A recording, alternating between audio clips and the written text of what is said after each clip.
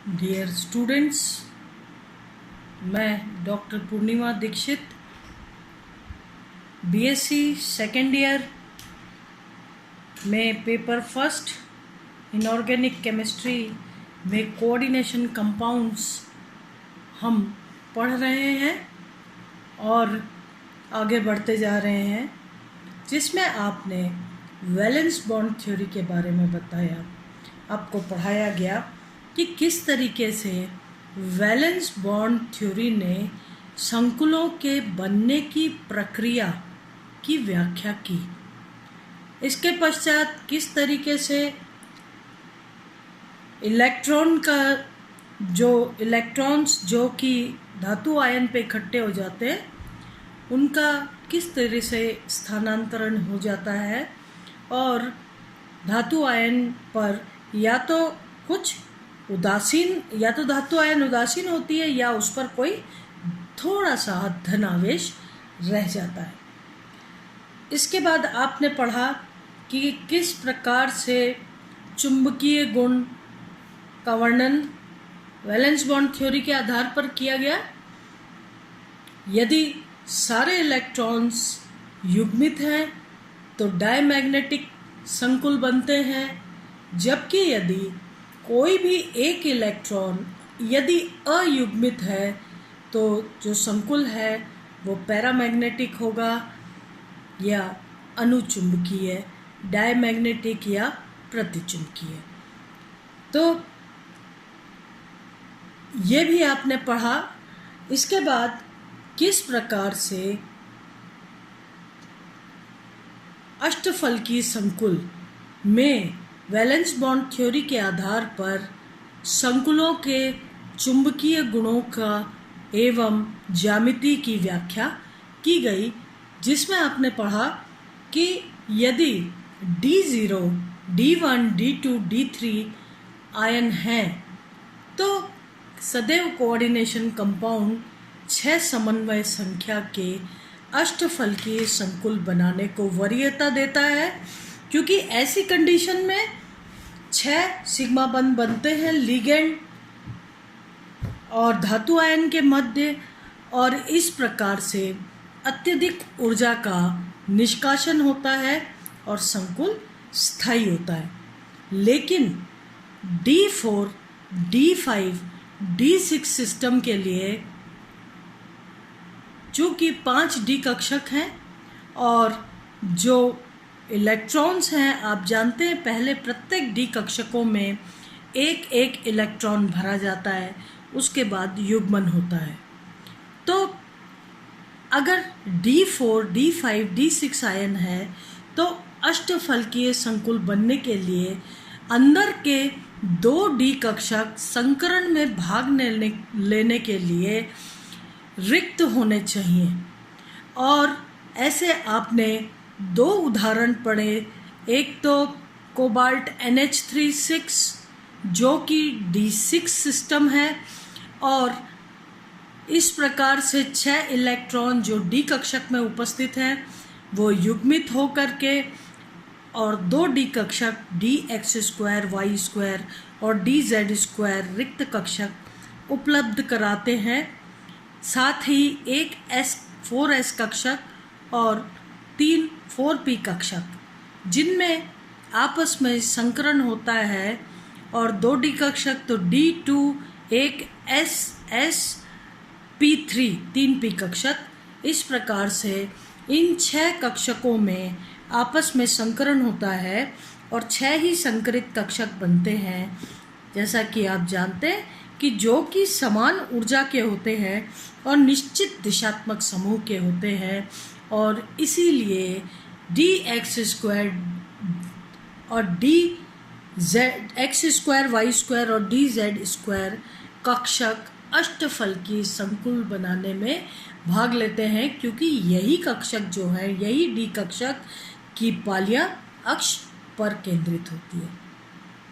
अब यदि F6 की बात करें, जहाँ पर कि आयरन 3+ अवस्था में है, तो आयरन 26 में से 3 इलेक्ट्रॉन गए तो आयरन 23 यानी D5 सिस्टम है। आयरन में ये 5 इलेक्ट्रॉन 5 डी कक्षक में एक एक इलेक्ट्रॉन उपस्थित रहता है।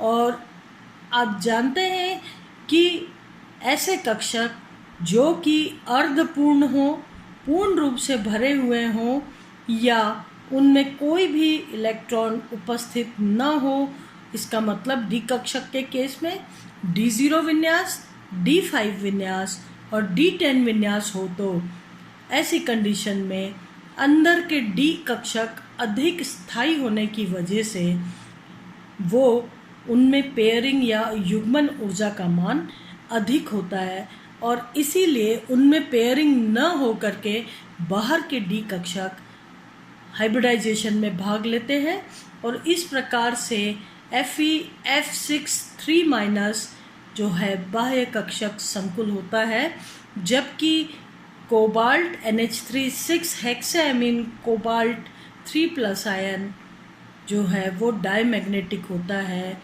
यानी डायमैग्नेटिक यानी सारे ही इलेक्ट्रॉन्स युग्मित होते हैं और पैरामैग्नेटिक यानी अनुचुंबकीय कोई ना कोई इलेक्ट्रॉन अयुग्मित होगा, सब में युग्मन नहीं होगा।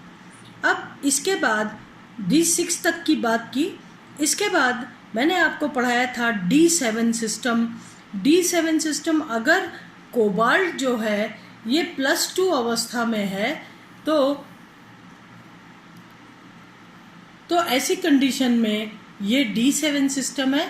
कोबाल्ट परमाणु क्रमांक 27, 2 इलेक्ट्रॉन निकल जाने के बाद 25 यानी 18 के बाद 7 इलेक्ट्रॉन बाकी है।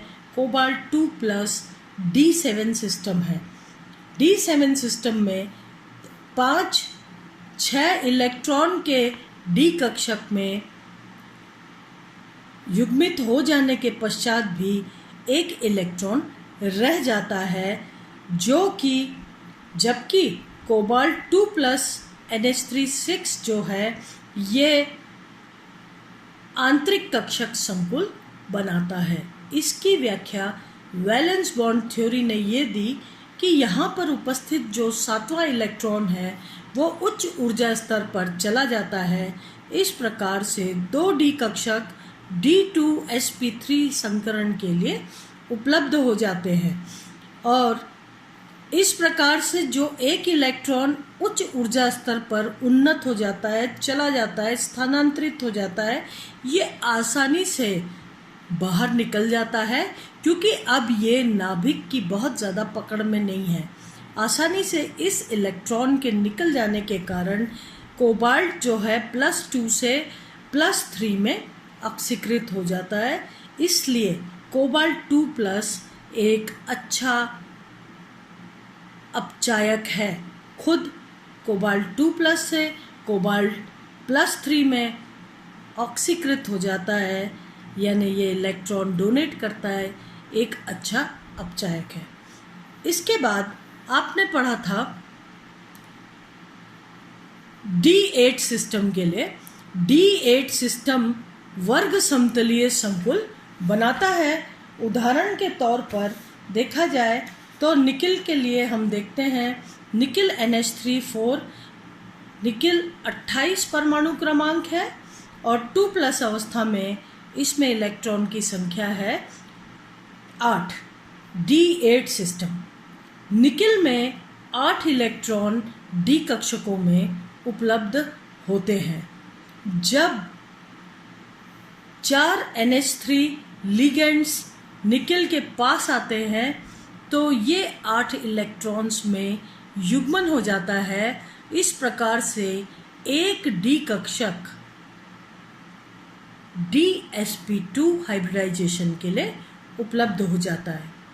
अब ये कौन सा कक्षक होना चाहिए जो कि हाइब्रिडाइजेशन में भाग लेता है और DsP2 हाइब्रिडाइजेशन के पश्चात 4 समन्वय संख्या के वर्ग समतलीय संकुल बनाता है। चूँकि आप जानते हैं जब वर्ग समतलीय संकुल बनता है तो लिगेंड x अक्ष पर से और y अक्ष पर से आते हैं, इसलिए वो कक्षक जिनकी की पालियाँ x और y अक्ष पर होती हैं वो डी कक्षक भाग लेते हैं संकरण में। तो इस प्रकार से 8 इलेक्ट्रॉन 4 डी कक्षक में युग्मित हो जाते हैं और एक डी कक्षक dx² खाली हो जाता है, जो कि 4s और 4p के दो कक्षकों के साथ मिलकर के dsp2 हाइब्रिडाइजेशन या संकरण के पश्चात वर्ग समतलीय संकुल बनाते हैं। अब यहाँ हमने पढ़ा था D8 सिस्टम तक, आज हम D9 सिस्टम के लिए पढ़ेंगे। तो कॉपर CN4 यानी टेट्रा साइनोक्यूप्रेट आयन आपको दिख रहा है, यहाँ 2- लगा है, आयनिक रूप में है, या फिर टेट्राएमीन कॉपर 2+ आयन। तो इन दोनों कंडीशन में अब कॉपर परमाणु क्रमांक 29 अगर +2 अवस्था में है तो इलेक्ट्रॉन रह गए 27 इलेक्ट्रॉन, यानी 18 के बाद 9 इलेक्ट्रॉन बाकी हैं जो कि डी कक्षकों में उपस्थित हैं। 2 इलेक्ट्रॉन जो 4s कक्षक में उपस्थित थे वो बाहर निकल गए और इस तरीके से कॉपर पर ऑक्सीकरण अवस्था आ गई +2।